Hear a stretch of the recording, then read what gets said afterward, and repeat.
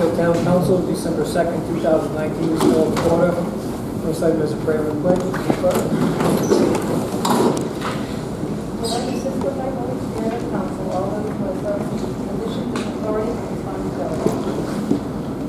I pledge allegiance to the flag of the United States of America, to the republic for which it stands, one nation, under God, indivisible, with liberty and justice for all. Roll call, please. Bob Marley. Here. Mr. Harris. Mr. Oshia. Here. Mr. West. Present. Mrs. Jackson. Here. Next item is the open forum pursuant to Public Law 42-46-6D, maximum of 15 minutes. Anyone wishing to speak, come up, state your name and your address.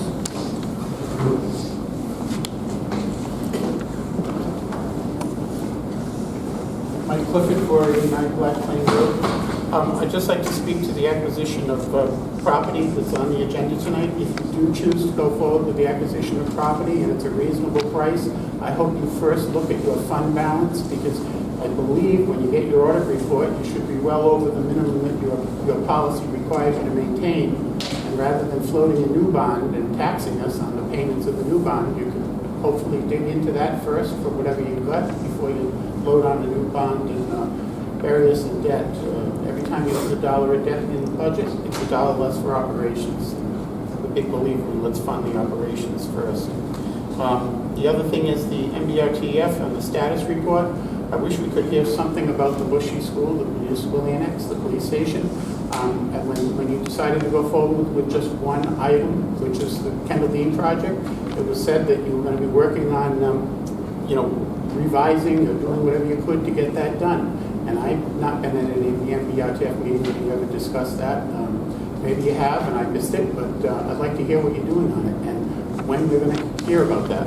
I'm also totally puzzled after looking at those bids on Kendall Dean, why there wasn't more of an uproar when those bids came in. Because Mr. Sakosha, with the package that he provided you folks and the audience, estimated that the cost of the renovations of Kendall Dean would be about $900,000. And we all know he was supposed to be designing the specs to fit the budget. So how those projects came in at the numbers that they did, 2.68 million, 2.4 million,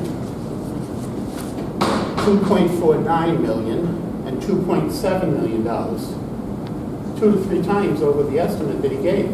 You chastised Eric Army from Studio Meiji. You tore him apart publicly. You criticized and ridiculed his professionalism. And everybody said, if those who didn't do it themselves just sat silent and let that happen, because you accused him of not drawing up specs that fit the budget. And you guaranteed us that this architect was going to do that. I've never heard an explanation as to why these bids came in over budget. So I hope at some point we have that opportunity to have a conversation with Mr. Sakosha and question him. For those of us who do read these things, I don't get it. I mean, the budget that he presented at the time for Bushy School was estimated to cost $900,000, and most of the ticket items were under $50,000. I've never heard of a $1 million house coming in at $300. So, these are not big ticket items. How did it get from $900,000 to those bids that came in? We never did hear an analysis of those bids and an explanation of how that possibly could have happened. Oddly enough, with the Kendall Dean bids, he came in very close to the money on what he said it was going to come in at. But the project that I don't think anybody really wants to go forward with, the bids came in way, way out of whack. I'm getting a little bit of deja vu from 1999 when we had the same scenario. 2 bonds, 1 bond, 2 projects, one went forward, we didn't do the other, heard the same story, let's just take care of this now and we'll take care of Kendall Dean later, and we never did. And I always questioned how that architect at that time, when he screwed up allegedly the specs and the cost estimates on Kendall Dean, could have forgot to include the second floor. That's a very big mistake. And I find it odd that these numbers came in where they did. So I'd like a public explanation and a public meeting. Maybe Mr. Sakosha can come and explain what he did and how this happened. Because I personally, If there's not a legitimate reason, I think there's a lawsuit here. And this is 10 times worse, the overage on that, than Eric Army and the PBIC's budget for that project. And that was a scaled-down project. They had the benefit of the bids that had come in the last time to do an analysis of what the cost should be. They allegedly used a cost estimator for this time, so I really want to know the full explanation, a nice long explanation, PowerPoint presentation, and show the whole town how that happened. Thank you. Anyone else wishing to speak on the good welfare? Or the open forum? Oh, Clay came in and I wasn't going to comment because she wasn't here, but I want to say one more thing, please. Under the rules of order, we're going to discuss public comments tonight and whether you want to limit it to 3 minutes or not. Mrs. O'Hara has been not showing her hand on this particular position, but I just want to say that we've been at a lot of meetings, Claire, over the years, town council and school committee, and I was in the audience and you spoke on the good welfare and nobody ever put a lid on 3 minutes on you. And you went well beyond the 3 minutes and nobody begrudged you that. But I hope you remember what it would feel like if the tide was turned at this point and you remember the audience being limited to only 3 minutes. But at the same time, I think that applies to everyone, Michael. It just wasn't. A lot of people went over, right? Absolutely. Yeah. But how would you have liked it if you were limited to 3 minutes? I mean, last year you got it from the council and you came to the podium under good and welfare because the item wasn't on the agenda. And you spoke about the sidewalks and the circumstances with the house on the corner of Smithfield Road. You couldn't have done that in less than 3 minutes then.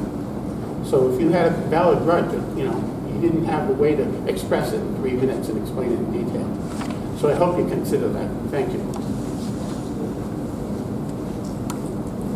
Anyone else wishing to address the council? Seeing none, next item on the agenda, discussion by council vote or other action on Rhode Island General Law 42-46-5A5. Any discussion or consideration related to the acquisition or lease of real property for public purpose or the disposition of publicly held property wherein advanced public information would be detrimental to the interest of the public. Number one, Souza Family Limited Partnership request purchase 950 Old Smithfield Road, Plat 13, Lot 25. Is there a motion to recess into executive session? Motion by Mr. Zawinski. Is there a second? Second by Mrs. O'Hara. Roll call vote. Mrs. Bonneville? Yes. Mrs. O'Hara? Yes. Mr. O'Dea? Yes. Mr. Walensky? Yes. Mr. Bennett? Yes.